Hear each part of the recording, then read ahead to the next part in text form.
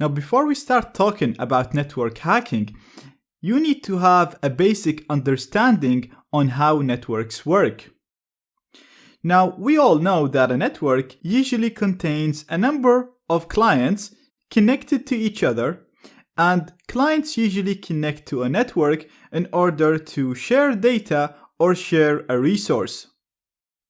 A really good example of a resource that we all have connected to networks in order to access is the internet. So we connect to Wi-Fi networks and even wired networks all the time just to access the internet. Now, all networks, whether it's Wi-Fi or wired, work on the same principle. They have a device that is considered a server. Now, in many cases, for example, in your home network, this server is your router. This is also referred to as an access point. Now, this router or server or access point is the only device that has access to the resource. So none of these clients have direct access to the resource even after connecting to the network. The only way they can access the resource is through the access point.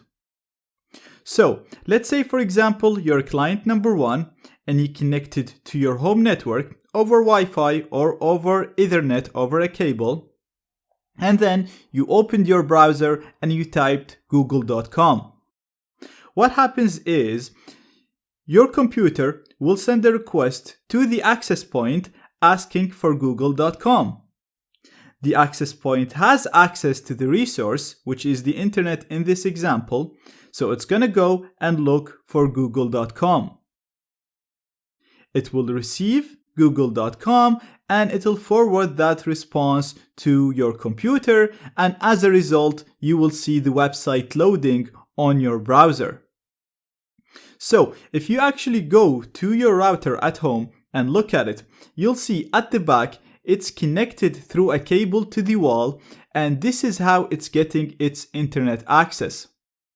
Therefore, it is the only device in your network that has direct access to the resource, and none of your computers, none of the computers connected to the network can access the resource or can access the internet without the router, without the access point. So the only way for all of the connected clients to access the resource is to go through the router. Now, the data is transferred between the clients and the access point as packets. So you can think of all of these arrows as a series of packets being transmitted between the client and the router as requests and responses. Now, in Wi-Fi networks, these packets are transmitted in the air. Therefore, if you have a wireless card and you're within range, you'll be able to capture all of these requests and responses.